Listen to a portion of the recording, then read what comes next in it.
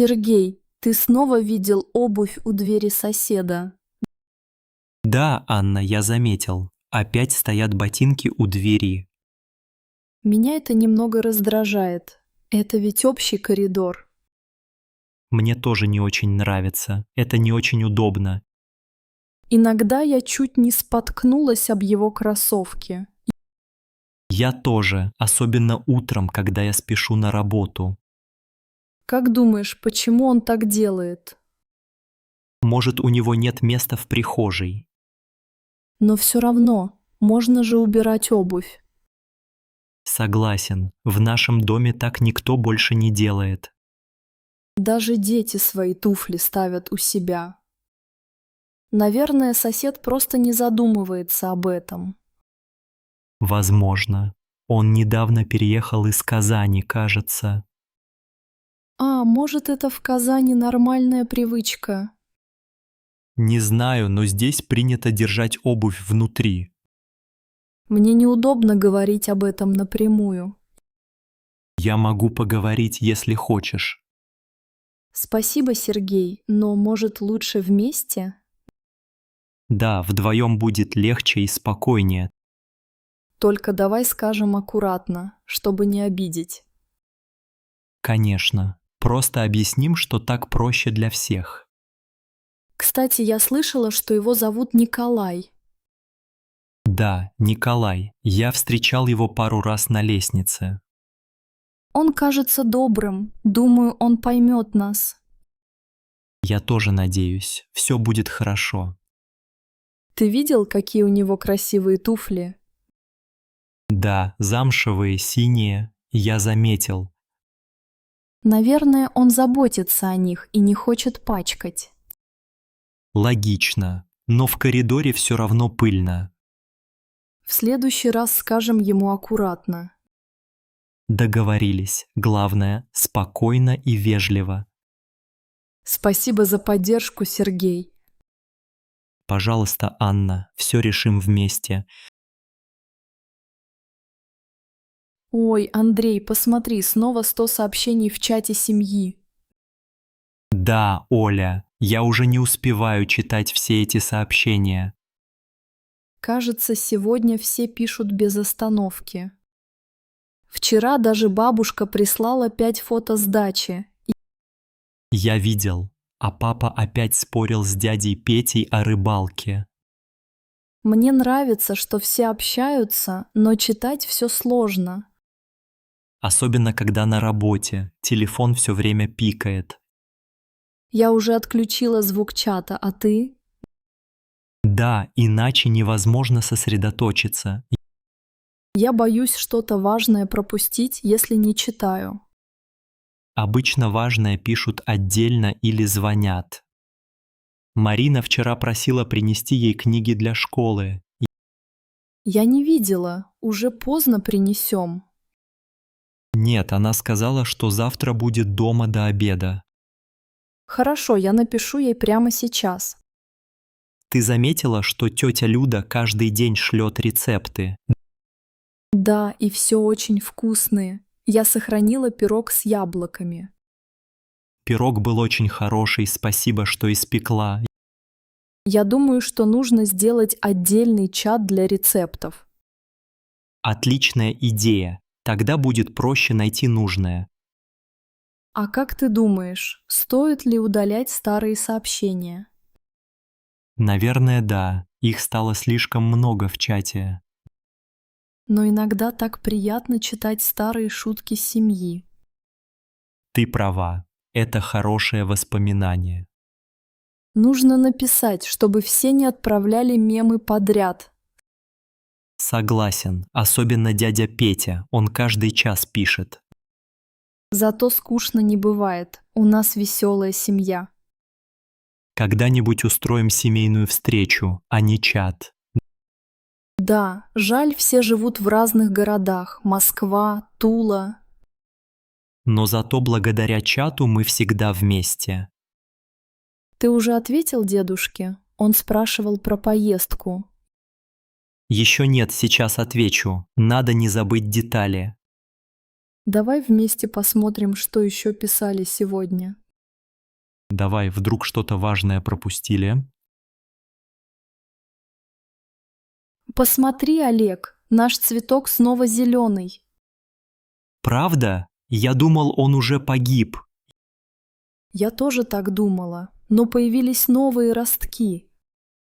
Мне нравится, как он стоит на подоконнике. Когда-то я мечтала вырастить такие растения дома. Ты хорошо ухаживаешь за ними, Аня. Спасибо, мне нравится поливать цветы утром. Я иногда забываю про поливку, если честно. Ничего, главное забота и свет от окна.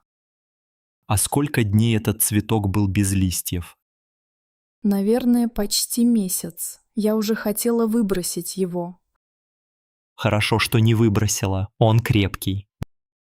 Да, природа умеет удивлять, правда? Очень. Особенно весной, когда все оживает. Ты когда-нибудь выращивал такие растения, Олег? В детстве у меня были только кактусы. Кактусы тоже красивые, но мне нравятся цветы. Я помню, у бабушки в Новосибирске был фикус. Фикусы популярны, они тоже любят солнечный свет. А как ты думаешь, можно пересадить его в горшок побольше? Может быть, но подождем, пока вырастет еще чуть-чуть. Давай дадим ему воды и посмотрим, как он растет. Хорошая идея. Я принесу лейку. Мне нравится этот зеленый цвет у новых листьев. Свежие ростки всегда радуют глаз. Олег, спасибо, что радуешься вместе со мной. Конечно, это наш общий успех. Когда-нибудь у нас будет целый сад, да? Было бы здорово. Начнем с этого растения. Договорились. Пусть растет и радует нас дальше. Смотри, какой маленький росточек здесь тоже появился. Точно, жизнь всегда находит свой путь. Будем заботиться о нем вместе. Дима, ты уверен, что шкаф сюда поместится? Марина, я думал, что место есть. Он вроде не такой большой. Он кажется очень высоким. Ты мерил стену? Нет, я только на картинке смотрел размеры. Дима, надо было измерить комнату линейкой. Я думал, глазомер меня не подведет.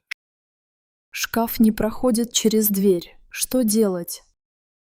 Попробуем повернуть его немного боком. Осторожно, не поцарапай пол, пожалуйста. Я держу аккуратно. Давай вместе потянем. Раз, два, три. Ой, он цепляет за потолок. Шкаф выше, чем я думал. Мы ошиблись. Может, уберем кресло и попробуем еще раз? Кресло все равно занимает место. Хорошая идея. Ну вот, теперь шкаф стоит поперек комнаты. Выглядит странно. Здесь слишком тесно. Я всегда мечтала о таком шкафе, но у нас мало места. Может, попробуем его у стены поставить? Нет, там батарея и окно. Не получится. Как думаешь, стоит его вернуть в магазин? Если сохранился чек, можно попробовать. Я вроде бы оставил чек в кармане пальто. Сейчас посмотрю. А если магазин не примет?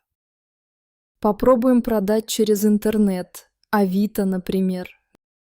Да, так делают многие. А у тебя есть фото. Я могу сфотографировать сейчас, если нужно. Марина, прости, что не рассчитал размер. Ничего, главное, что мы вместе справляемся. В следующий раз все измерим рулеткой. Обязательно. И спросим у друзей совет. Это был хороший урок для нас обоих. Точно. Теперь будем внимательнее с покупками. Павел, ты помнишь наш семейный пароль? Конечно, Ольга, он у нас уже много лет один и тот же. Я нашла бумажку с паролем на столе. О, дай посмотреть. Это точно тот пароль? Да, написано «Семья 2020». Точно. Мы его придумали еще в 2020 году. Почему мы до сих пор не изменили его? Все привыкли, даже бабушка его запомнила. Я знаю, но это небезопасно. Ты права. Сейчас много мошенников в интернете. Я думаю, нам нужно выбрать новый пароль. Может, спросим у детей? Они часто меняют пароли. Хорошая идея. Саша всегда в курсе. Я запишу наш старый пароль на всякий случай. Сделай это и положи в ящик стола. А вдруг кто-то найдет бумажку? Да, лучше придумать способ хранить пароли. Можно записывать пароли в блокнот. Или использовать специальное приложение. Ты умеешь пользоваться такими приложениями? Честно, я ни разу не пробовал. Может быть, Саша научит нас обоих. Он любит рассказывать про компьютеры. А у тебя есть свой личный пароль? Есть, но я тоже его часто забываю. Значит, нам обоим нужна помощь. Давай напишем Саше сообщение. Он сейчас в школе, но скоро придет. Тогда обсудим пароль за ужином. Отлично. Надеюсь, он придумает что-то получше. Главное, не забыть новый пароль потом. Я напишу его красиво и спрячу в нашем ящике. Сергей, посмотри, пожалуйста, на мой экран. Я только что получила подтверждение по почте. Инна, у меня тоже есть такое письмо. Ты сделала бронь на гостиницу в Москве. Да, я забронировала номер в Москва-отеле. А у тебя то же самое письмо. Да, я вижу ту же дату и имя. Мы оба сделали одну и ту же бронь? Похоже на то. Я заплатила онлайн. Я тоже оплатил. Ой, мы сделали двойную бронь. Это очень странно. Как же так получилось? Я думала, что только я бронировала номер. Может быть, мы обсуждали и оба нажали «оплатить»? В прошлый раз я уже делал так случайно. Что теперь делать? Нам нужна только одна комната. Я позвоню в гостиницу и объясню ситуацию.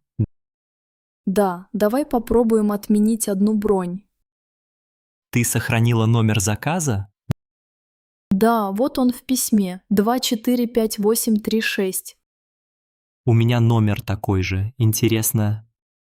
Может быть, нам вернут деньги за одну бронь? Надеюсь, это большая сумма для нас. В следующий раз буду внимательнее. Я тоже. Будем бронировать вместе, чтобы не ошибиться. Давай проверим еще раз даты и имена. Дата приезда 12 мая, да? Да, и фамилия на бронировании моя – Иванов. Хорошо, значит обе брони на одно имя. Я напишу письмо в гостиницу тоже. Отличная идея. Пусть быстрее решат вопрос. Спасибо, Сергей. Вдвоем легче разобраться. Пожалуйста, Инна, все исправим, не переживай. Сергей, ты не видел мой синий шарф? Нет, Марина, какой шарф ты ищешь? Тот, который я купила в Москве зимой. А, помню, ты его последний раз брала весной. Да, я думаю, что положила его в этот шкаф. Давай посмотрим вместе, где ты обычно его держишь. Обычно на верхней полке, рядом с шапками.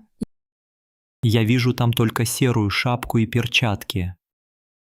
Может, он за куртками? Посмотри, пожалуйста. Нет, только пальто здесь, шарфа не видно. Странно. Я была уверена, что он здесь. Ты не могла его положить в ящик внизу. Сейчас посмотрю. Тут только старые шарфы. Сергей, ты точно его не брал?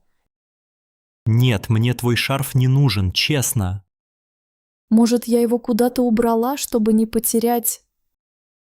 Ты иногда кладешь вещи в коробку слева. Нет, я там храню только летние вещи. А если шарф выпал за шкаф, посмотри снизу. Нет, ничего нет под шкафом. Все чисто.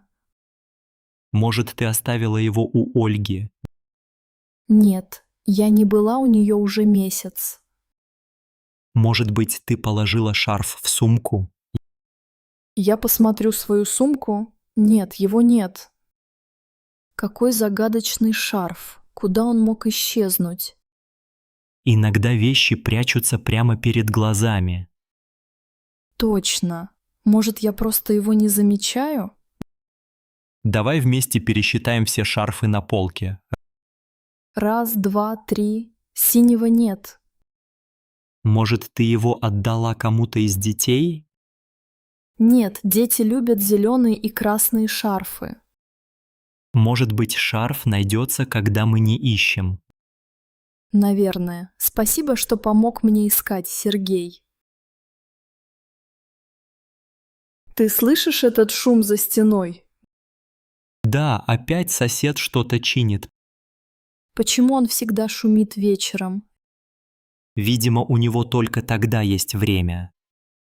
Вчера он начал сверлить в 11 ночи. Я тоже это слышал, не мог долго заснуть. Как его зовут? Ты помнишь? Кажется, его зовут Иван Петрович. Он живет здесь недавно? Нет, он уже несколько лет здесь. Может сказать ему про шум. Я уже пытался однажды. И что он сказал? Он пообещал быть тише, но не получилось. Может, у него ремонт? Возможно, он любит делать все сам. У него всегда есть инструменты. Я видел у него дрель и молоток в руках. Удобно, когда умеешь чинить сам. Да, но надо уважать соседей. Мне нравится тишина вечером. И мне тоже. Я люблю читать перед сном. Может написать объявление для подъезда? Это хорошая идея. Вежливо попросим тишины. Думаешь, Иван Петрович обидится? Нет, если написать вежливо, все будет хорошо. Жаль, что нельзя просто выключить звук. Было бы здорово или купить наушники. Я не люблю спать в наушниках. Да, это неудобно. Ну, надеюсь, он скоро закончит ремонт. Я тоже на это надеюсь. Пошли пить чай и постараемся не обращать внимания. Отличная идея, Оля. Иван, можешь помочь мне с этой кофемашиной? Конечно, Ксения. Она не работает? Нет, я нажимаю кнопку, но ничего не происходит. Дай посмотреть. Ты включила ее в розетку. Да, я уже проверяла. Все подключено. Может быть, надо налить воду сюда? О, точно! Я совсем забыла про воду. Сейчас добавлю. Готово. Давай попробуем еще раз. Попробуй нажать эту большую кнопку. Нажимаю, все равно тихо. Ничего не происходит. Странно. А кофе ты засыпала? Нет еще. Вот, насыпаю ложку кофе. Теперь закрой крышку и снова попробуй включить. Так, нажимаю кнопку. Все еще молчит. Может, у нее кнопка заедает. Дай попробую я. Вот так. О, загорается свет. Смотри, заработало. Я слышу шум. Наконец-то. Видимо, надо было сильнее нажимать. Спасибо. Я так люблю аромат свежего кофе. Я тоже. Особенно утром в Санкт-Петербурге. А ты всегда пьешь кофе по утрам? Да, это моя традиция. А у тебя? Я люблю пить кофе вечером, когда тихо дома. Интересно. Я вечером предпочитаю чай. Ты знаешь, эту кофемашину мне подарила сестра. Правда? Очень хороший подарок. Да, она живет в Москве и любит новые гаджеты. Теперь у тебя утро начинается с вкусного кофе. Да, если машинка захочет работать. Главное не сдаваться и пробовать еще раз. Согласна. Спасибо за помощь, Иван. Пожалуйста, Ксения, будем пить кофе вместе. Пётр, ты помнишь этот старый свитер? Конечно, Оля, я носил его в университете. Он уже такой старый. Может, выбросим его? Но он теплый и удобный. Я его люблю. Видишь, тут уже дырка на рукаве. Мама может ее зашить. Не обязательно выбрасывать. Он совсем потерял цвет. Смотри, какой блеклый. Да, но он мне напоминает о зимах в Москве. В нем так много воспоминаний, это правда. Но у тебя есть новый синий свитер. Этот другой, он не такой мягкий, как этот. Может, оставим для особо холодных вечеров? Или я могу носить его дома, когда никого нет. Иногда старые вещи приносят радость. Я рад, что ты понимаешь меня. Конечно, я тоже храню старую кофту от мамы. Ты часто ее носишь вечером на балконе. Да, мне всегда тепло в ней. Мы оба любим уютные вещи. Наш дом становится еще уютнее с такими мелочами. Давай попробуем постирать этот свитер еще раз. Может, он станет чуть мягче и свежее. Если не получится, тогда подумаем, что делать. Согласен, мне сложно расстаться с ним. Я понимаю тебя, Пётр. Это не просто тряпка. Да, он часть моей молодости. Ладно, пока оставим его в шкафу. Спасибо, Оля. Я обещаю не носить его на улицу. Обещаешь? На работу только новый свитер. Обещаю, на работу только новый. Спасибо, Пётр. Ты всегда меня радуешь. Ты тоже, Оля. Вместе мы решаем все.